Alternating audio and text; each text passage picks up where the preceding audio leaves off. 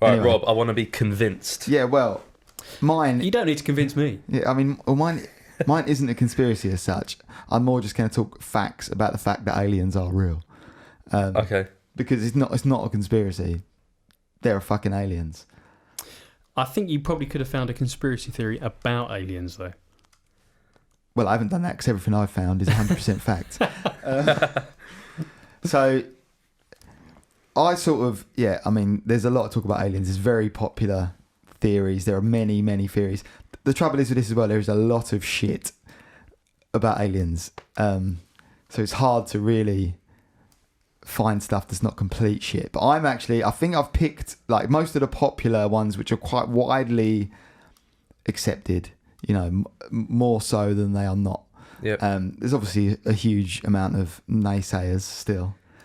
But for the general, these are the ones that get the most credibility. They do need to open their fucking minds. I mean, I'll basically start with talking about what is known as the Fermi paradox. So, does anyone know what the Fermi paradox is? I think I've heard it before, but I forgot. Remind me. The Fermi paradox is basically, I'll give you just the opening statement from Wikipedia because it just sums it up. The Fermi paradox, named after Italian-American physicist Enrico Fermi, is the apparent contradiction between the lack of evidence for extraterrestrial civilians and various high estimates for their probability, such as some optimistic estimates for the Drake equation. I'll explain that in a minute. But it basically means it's odd that there's not much evidence because it seems very, very likely that the probability of extraterrestrial life is very high. So there's like millions of stars in the galaxy, all of which, and then the universe, you know, and there are many that have the same sort of distance to the sun, you know, the planets around them, that are the same distance to their star, etc. as we are. So like there are many that have very high possibility of life, you know, in the same way we do. So it's just like the chances of there not being extraterrestrial life out there seem like quite low. It seems it's almost like there just is. But then it's like there's a contradiction. Well, how comes then we haven't made definitive contact yet? Yeah. They're hiding. But and then so around that theory is the other theory that apparently there's a theory that is called like the zoo theory or the zoo hypothesis, and it basically speculates that aliens have at some point came down and we're sort of just like a zoo experiment. Yeah, we're being observed. They're watching this podcast. Yeah, well, exactly. They could be talking about us, right? Because we're going to tag aliens and stuff. Terry the alien. Is it the same sort of thing? I remember reading the thing about that they're waiting for us to get to a certain technological level. Well, there's that. There's also that's part of the zoo theory, yeah, and also that like when at some point, you know, like there's sort of the missing link, isn't it? And we've never really been able to quite explain how we went from a certain time in our evolution to a different. You know, I don't know enough about evolutionary biology, but there's a point when we became erectus. Yep. Yep. Some point. There's a time in every man's life. And and there's like an unexplained gap almost, and the zoo hypothesis. One part of that is that aliens came in and just gave us a zap and went like, let's accelerate them to this point, so we can sort of study watch shit happen. Yeah. And then I'd do that if I was an alien. Well, exactly. That's part of it. It's like it's almost like it was. Some people say it's kind of just because they can and for the crack, and others it's just like that's just part of how civilization has then been going on since one of the early civilizations could have been 100 millions of years ago, and they've got to such a point now where they and we'll do it next. And then there's other theories that are like, well, there's like an overall sort of autocracy around the universe, so there's like an agreement that you don't make contact with these lower life forms. But then they're like, if that's true, just knowing how many humans there are and the likelihood of us all to obey the rules is not. Yeah, if us as a species had discovered aliens and we all had the means to contact them, there would be no way that everyone would go, all right, we'll leave Exactly. them to it. It's like someone would go and like try and fuck one of them. Yeah, it's like the same reason why. I would. People can't even all wear masks, so you know. No. Yeah, exactly. Yeah. And like the same reason, like, yeah, a company perhaps won't tell all its employees about some secret information because someone's going to fucking tell if enough people know. Like, so there's that. But maybe not. Maybe if you reach such a higher life form status that you understand, everyone widely understands the importance, and you know, perhaps ego has dissipated to, you know, and we have evolved, or they have evolved beyond the need to have selfish, beyond ego. Yeah, and because the only reason you do something selfish is really for your own ego. Yeah. If you had the lack of that, you would all understand the greater purpose. Or just for funny, like just to be fun, right? Yeah. Like, yeah. If there was aliens out there and someone was trying to contact them, it might not be because of ego. It might just be because they want to do like a funny prank on them or something. Well, this is where we get to the thing, and here it's kind of like, well, yeah. So they sort of are doing shit like that, perhaps, because you say there's no definitive proof that we've seen aliens, but there's fucking shit tons of possible sightings of aliens. Like, some of them are bullshit. It's hard to wade through the bullshit. You know, a lot of people's other takes on it are like, you know, it could be a million other things. You know, it could be like weird drug trips, you know, psychosis, to like people just making shit up because they want to be famous. You know, they want something to talk about. Or some people have genuine, you know, hallucinations. Yep.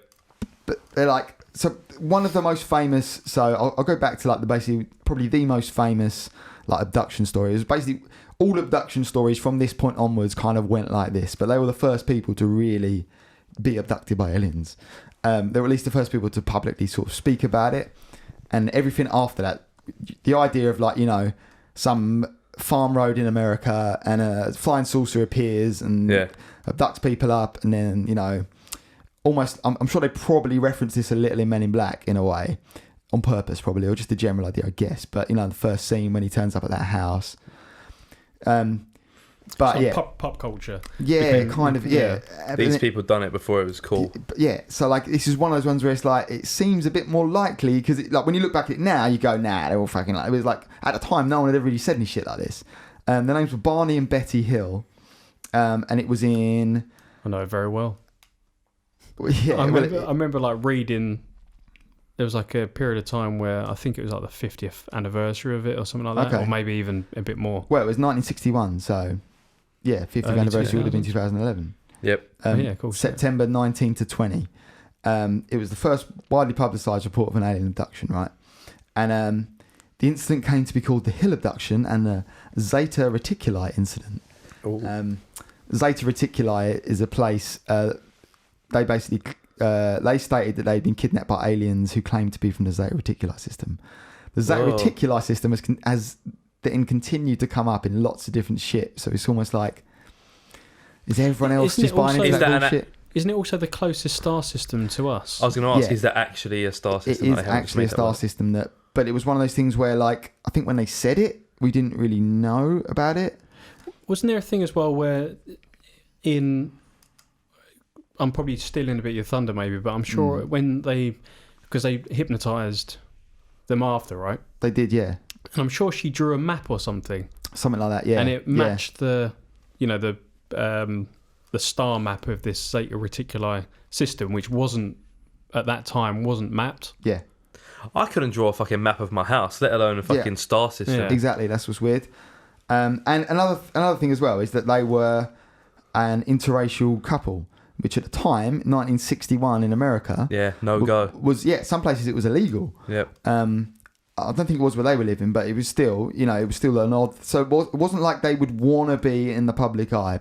You know, they're not the sort of people that widely just run out, and they were like, you know, like members of, you know, they're both civil servants. They're all members of like their local church and upstanding members of the community. Maybe that's why the aliens picked them out. They was like ahead of the time. Maybe. Like, you've got this figured out. Yeah.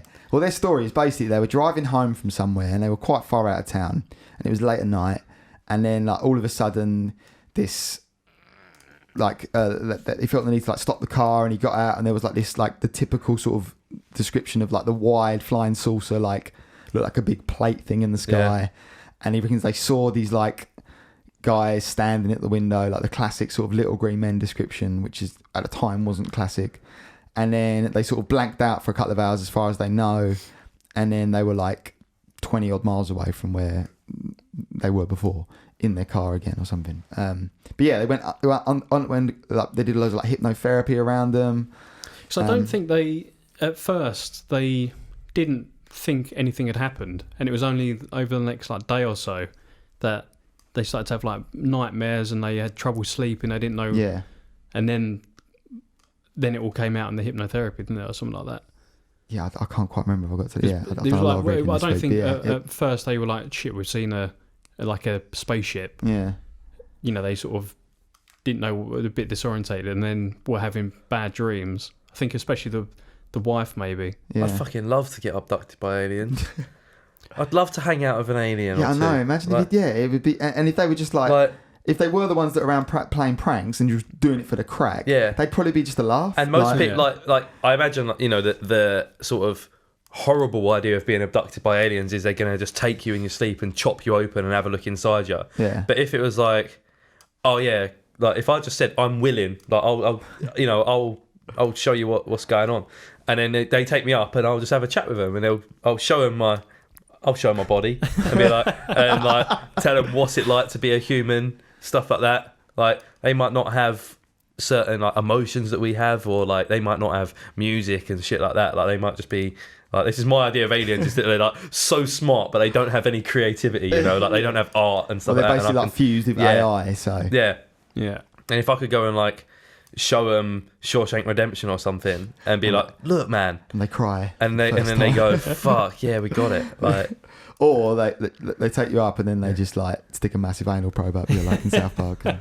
Yeah, I mean, and call your bummo out like a cow. Yeah, I'd be willing to go a certain distance to like hang out with an alien. Like if they was like, all right, you have to hang out with aliens, but they'll stick like a little probe up your bum. I'll be like, that's probably worth it. That's fine. It depends on how big the probe is, I think. Like, and how many aliens up there. What was that? How long it's going to be up there for as well? How long it's going to be up there? You don't want to be like a full 24 hours. Not the whole time, no. Just strapped in. Yeah. Yeah, like, if it's just from now on, you have Yeah. surely the idea of an anal probe is it stays with you. Whatever, so they're not just sticking it up there. It's they want to like track you or something. No, I always thought like an anal probe was just like a. Like probing to see what's up there. Looking, but I never understood. What's the point? Like, what's up a bumhole? Yeah, like, you know, there's more interesting stuff going in your mouth. Yeah, or just Cut slicing you open with some sort of Yeah. alien. Yeah. Or they might have like everything that we have, but just better. Like the way that humans constantly improve on things. Yeah. They might have like beer that's really good. And like maybe, you know, you have like one sip of it and you're like the perfect level of drunk and you don't get a hangover and shit. Well, no. Well, then when you're ready to go home at the end of the night, you sip this other drink. Yeah. And you're stone cold sober. Oh, Yeah. great. And you get in your salsa. I mean, in fact, actually, no, because you don't have to drive yourself in the superior. We're even close to self-driving cars. Aliens definitely have a thing where they just get in and just go, "Oh, fucking sit down here for a bit," and then just. Yeah. What if they have like really good, like comfy shoes, like anything, like you just anything that we have, they have it, but better. They may have evolved beyond the need to walk. Yeah. So you don't need comfy shoes. Would you rather be able to hover or full on fly? So hover is just like a little, say you're that far off the ground. Like David Blaine levitate. Yeah. But move, you know, hover and move, or you fly like. Well, full on fly because you could also hover. Because you could also hover, yeah. That's true. Yeah. I've always thought like flying is one of those things that sounds really cool when you're a kid, but like in practice, it would look cool, but it would be like so fucking windy. Like imagine just sticking your head out the window at like 100 miles an hour. Cold, yeah. It'd be cold and really hard to see where you're going. Like you'd have to probably. I'd definitely wear a little helmet with little. Yeah, like goggles and that. Oh, it's probably right then. Yeah, well, might hit loads of bugs. Exactly. But you always think about flying, but no one ever. You also really need to be Superman and be able to like accidentally smack into a tree and it not kill you. Because there's one thing flying, but then you've also got to like land safely. How many times and still be a human? Yeah. How many times just walking have you bumped into something? Yeah. But then I guess there's less to bump into up there. Less to bump into. Yeah. Best to bump into. Yeah. I'd definitely just get trapped in some electric wires and fucking roast myself. Yeah, exactly. Like, oh well. Anyway, Back to the aliens. back to the aliens. So yeah, that's Barney and Betty. That's kind of the basic idea. And then, but they mentioned this Zeta Reticuli system, which later also was mentioned by Bob Lazar. So Bob Lazar was a guy that claims to have worked at Area 51 or S4, which he also calls it. And he says about how he was brought in there to reverse engineer spaceships. They found these like crashed alien spaceships, which make some people say like from the Roswell crash, etc. Others he sort of says were like almost like ancient things that they dug up, like archaeological digs that they dug up. So they could have been there for years and years and years. And he was trying to he was part of a team that were trying to reverse engineer the technology in order to understand how it worked. And they have like this different method of propulsion, and like they don't move with what we, standard propulsion that we have today. They sort of can manipulate gravity and just like. That's a good motion there. But he also says that they came from the Zeta Reticuli system, and there's like other weird shit that's like weird about him. So he said about this chemical. I can't remember what it's called now. I have to fact check that. Like an element. Element 150, 151 or something. Something like that. 151 or something. And he says about that they were using that, and at the time it wasn't a thing, and then they later managed to basically discover this element and like man-made sort of manufacture until, like, it. 2004 or something, like right? really recently. Right. Yeah. So it's like, how the fuck? Okay, 115. so it was I think already it was 115. they already found it in this alien thing, and he said this in like the 80s. Yeah, and then now we've managed to like create it ourselves. Basically, discover it that it is real, kind of Okay. thing, and create it. Synthesize it all. That's pretty sick. Yeah. And there was the finger scanners. Yes, there's as other well. stuff he's mentioned that turns out to be like a thing that is actually at this S4 place that they went. He like really accurately described like this sort of fingerprint scanners of ways of getting in. Right. And when they went to visit this building with like journalists and stuff like that, they did have that stuff there. Like you measure your bone length and width in your fingers. Oh wow. Yeah. So you put your hand up against it and yeah. And at crazy. the time it was like sound like mad technology, but then they have now confirmed that this is technology the government had to get into this building, sort of thing. So there's like loads of shit that he said that is like, and then there is weird stuff where like he has had like police and things and FBI officials like coming after him and stuff when he's, supposedly he says he has, and there is like evidence for it and stuff. And like there was a journalist, George Knapp, who's like a famous kind of journalist in America, and he got famous because he first put this Bob Lazar guy on his show, and it just like kind of blew up from there. They had him like blurred out at the time. But he says, so he rang around to kind of verify stuff about Bob Lazar's story. So like he says he worked at like Los Alamos, which is like a government place in America that is like another place. And when he first rang, they said, confirmed that he did, and they were trying to give him his records and they couldn't find him. And eventually he kept ringing back and they said, no, he never worked here. And they denied that he worked there. But then there's like newspaper cuttings from when he was, because he'd like made like a jet car, and there was a newspaper article about it.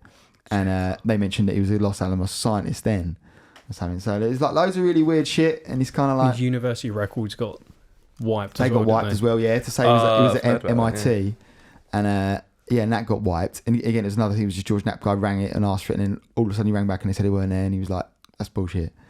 Has he seen an alien? So he says that he sort of, as he's got a bit older, he's sort of gone from like, sometimes he never really said he definitely saw it, but he's sort of always been like quite factual about what he has seen, and never wants to be like, I think I saw an alien. He's sort of like, he says he saw like these things that may well have been, that he sort of just went past the room apparently and just like caught a glimpse of it. Yeah.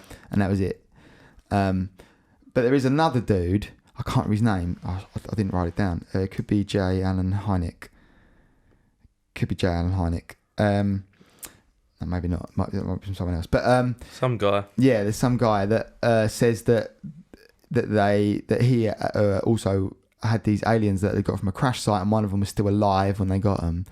And then there's this other journalist that's recently written a book about it, who says that actually what it turns out is these were like they were like people that were actually like Nazi experiments.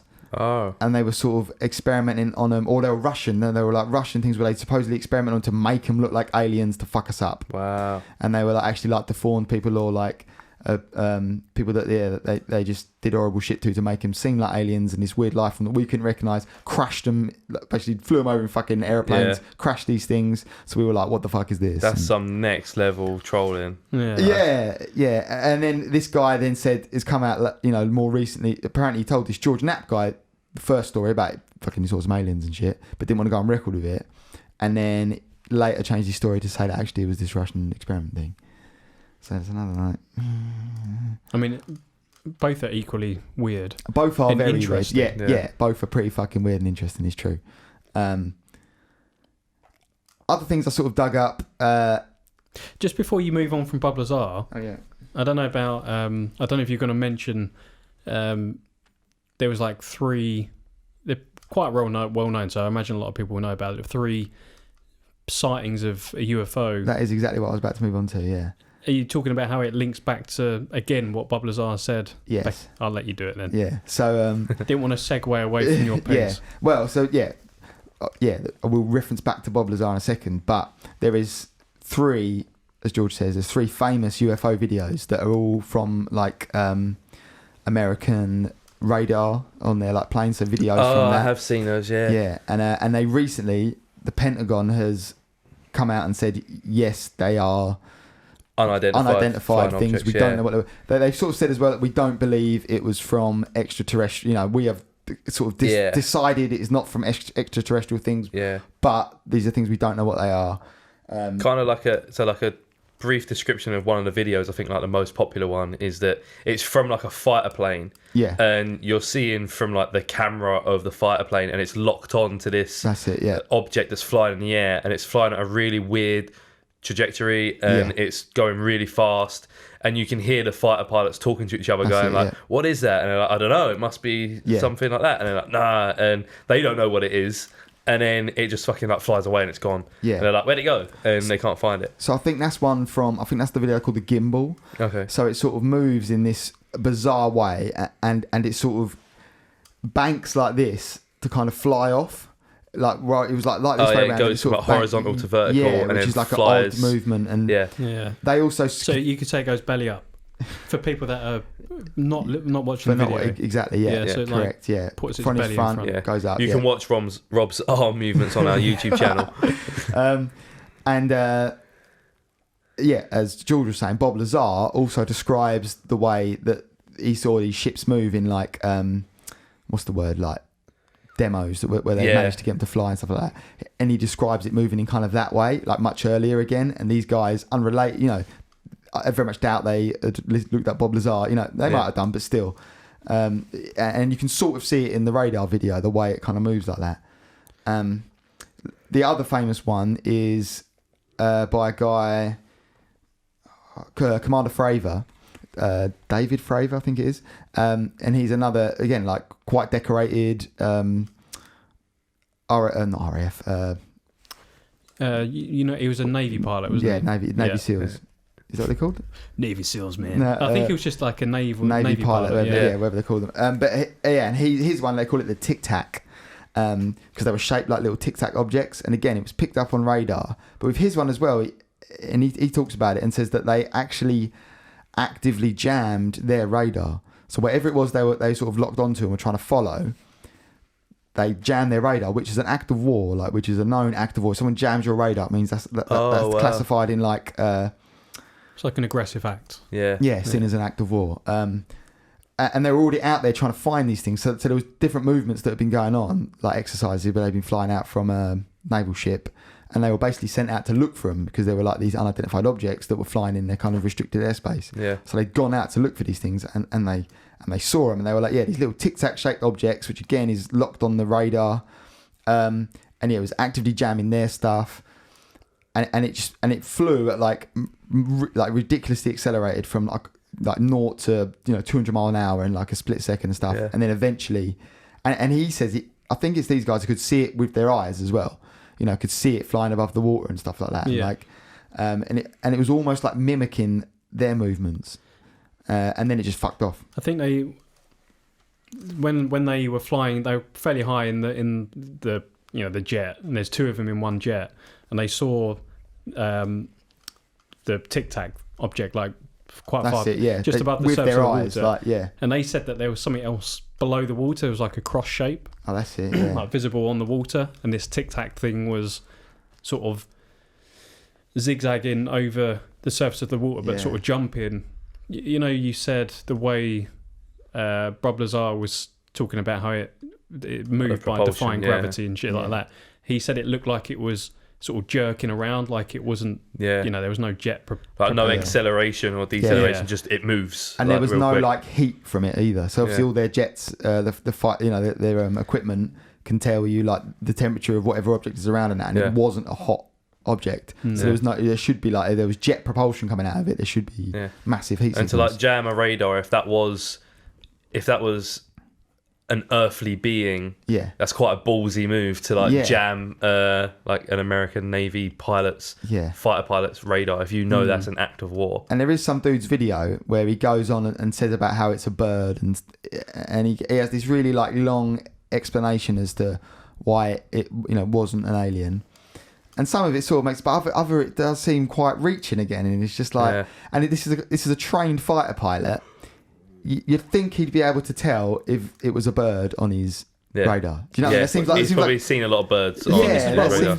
With that one, he, like the footage you see of it is, from like a pod that locks. You're right, Tom. Yeah, my stomach's funny noises over there. It like tracks targets. So like the pod locks onto something thermal, or it locks onto an object. And you mean in their in the plane? Yeah. So they picked up, and then but they could see it. So they're visually seeing this thing from. I'm sure I heard him say it was like 10,000 feet up, 8,000 feet up. Which so, I mean, is you're not going to be able to see a bird from 8,000 feet. Fucking big. It must have to be. That'd be a huge bird. Yeah. But then when they were going down and it was coming up towards them, that's when it shut off. Yeah. So I mean, it's weird. It is a weird one. It could be like some weird aliens anomaly, but I find it difficult to think it's going to be like a bird or anything natural. Or another argument was that it was like a drug smuggling little plane, or like a submarine, like a mini sub, or like a little plane they were using to smuggle drugs down to Mexico or something. But again, like,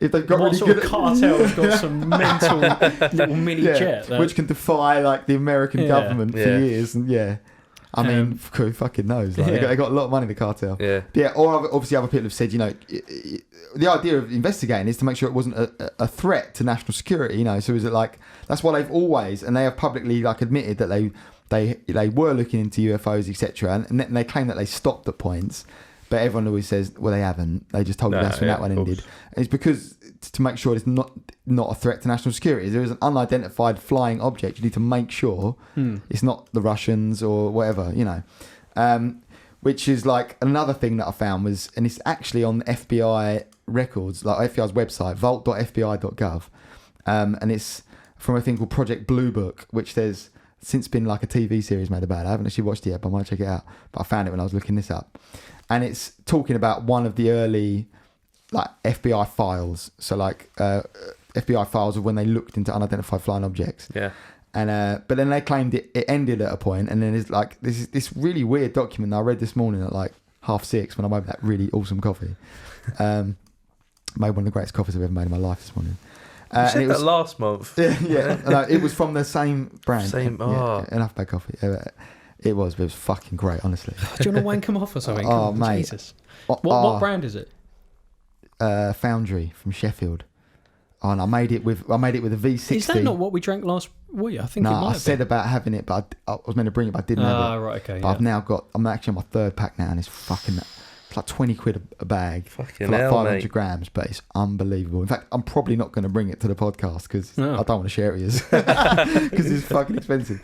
Maybe once I'll have to. But I made it with a V60, and it took like 12 minutes to do it, and it was, anyway. Boring. Aliens. Aliens. How good coffee do you think aliens have got? Aliens have got the shit. If you think that coffee is good, you're going to get a coffee that's going to make you come. Like, it will be so good. This morning I will have orgasm coffee, please. Yeah. Do you know, I tried it talking about this to Lynn the other day, or maybe probably about a month ago, and she couldn't quite understand what I meant. But I'll say it to you. Maybe you guys will understand. At some point, someone has drunk a cup of coffee, and that is the best cup of coffee that has ever been drunk by any person on the planet. And someone's had the worst. And someone has also had the worst cup of coffee that has, but you'll never know it. And No. Lynn wasn't following me I on thought it. this, yeah. And you can. The best cup of coffee is like it is a difficult one because of it's subjective, I was right? going to say, that's what Lynn so said. there's no factual. But I said just without any like opinion. There's no opinion on it. Just by like mineral content, everything that's just, strip it right down to its basic level of how good things are, depending on just nature. Someone's had that best. Yeah, and they probably didn't even appreciate. They probably went, "Oh, that's pretty good." Yeah, And I think there is true that there's perhaps the ultimate ratio. Yeah, but best is subjective. Yeah, Someone else is. That is true for every. Someone out there has had the longest piss. Yeah. Ever. And that's true. And they don't know who it is. Like, someone's had the longest. Yeah. Someone has produced the most cum ever. Someone. Yeah. Someone's done it. Yeah. And it could be me. You said that we weren't going to talk about cum on this. I said we probably were going to talk about cum. No, it was you. I mean, I think I've spoken about aliens for quite a while now, but that's pretty much I could speak for aliens for hours. Yeah, I could go on about it all day. Really, there's so much. Have you? On the topic of the Tic Tac video, the only thing that makes me not quite buy into it as much is at the end they said that this Tic Tac, this object, disappeared and then reappeared on radar, 150 miles away at their next rendezvous location. So on this mission they get sent out. So it disappeared from where they were and then reappeared exactly where they were supposed to be going to. Yeah. And then, obviously, by the time they got there, it was gone. Then it vanished from the radar. That's the only bit that sounds too like a movie too perfect, to be true. It does, the aliens knew they were going to be there. Yeah. And how did they know that? But I mean, there's no reason why they wouldn't if they couldn't tap into. Yeah. But then also, if they were that smart that they can, travel light years to get here and have all this technology. Yeah. Would they be like, oh shit? They've seen us. Let's bounce. You know what? Let's go where they're going. It's probably just to be like, well, just look what we can do. Yeah, well, that's the other theory that there are a lot of stuff like that where it's almost like a leaving the breadcrumbs. Trickster thing to kind of like Yeah. But one last thing I will say, actually, and I think I may have mentioned this on the podcast before, but I know 2 people that have described alien sightings to me, but let's save it for an episode on aliens and alien sightings. A whole alien sighting episode. We could talk about it a lot, couldn't we? Well, no, come on, say it now. We've teased we will do an alien special because I could speak about aliens for like literal days. But basically, so I got a friend who years ago, and he's pretty like logical. He likes factual stuff. He's very skeptical with things. It's just the guy that saw the dog driving with you. This is not the guy that saw the dog driving with me. No, this is another friend from uni, and he told me about. So he was out with a friend, and they were out walking somewhere or something, and he saw this object appear like silently in the sky above him, like maybe like 200 feet away, like pretty close, but like up in the sky. And he said it was like a sort of triangle type box thing. And he said he saw that they both saw it kind of hovering there. And it sort of hovered around for a bit, almost like it was watching them. And then just went, dosh. And it went. No sound. Gone. Like whoosh. Instantly propelled off. So not whoosh. Not whoosh. Just, not dosh. Like, just like... Did they see it move? Did it vanish or did they like see it? No, they saw it sort of... That's good noise. That's the noise I think I made. And so then I've got a separate person who told me this. Obviously, these people have not met. This was an ex-girlfriend of mine. Her dad told me pretty much the exact same fucking story. Yeah. When he was out walking his dog, and the dog, like, it almost sounds like some film. So like, I think he told me his one first, and I never quite believed it until my friend Josh told me his one, and I was like, no fucking shit. And he said like the dog was there, fucking bogging at it, and the dog was barking at it. And then the same sort of thing, almost sort of seemed like it was looking at him, and then whoosh, and it described almost the same fucking object. And I've since like years later, I sort of remembered that both those stories and was like, and I looked it up, and there are many UFO signs that describe a similar fucking object. Wasn't there was like a wave of them over Europe back in like the 90s, all over Belgium and there's for this alien special. I'll find the thing, but it was all triangle shaped UFOs appearing all like over Belgium and France. Drones. They're drones. They're like drones sent out to see what the crack is. When I was younger, I was probably about 14, I guess. I was over Fobbing Park, which is where I grew up. Classic. Other parks are available. Parks are available. And I remember seeing, to this day, I don't know what it is. Again, completely silent. There was no sound. It wasn't a plane, and it was like a summer's day. Like a real still summer's day where you can hear planes in the sky, and you can hear bits and bits. There's no wind or anything like that. And there was this weird. I remember seeing it and thinking that is like, I've never seen a fucking plane like that. It just looked like a really, I don't know, like a odd shaped thing. It still looked like a plane, but just weird. Like it didn't look right. There was no real wings to it. It was like a not an octagon. Yeah, like a hexagonal sort of shaped thing moving through the sky, really, really quietly, no sound. It just went across in broad daylight and then just went off. It was like a silver shape.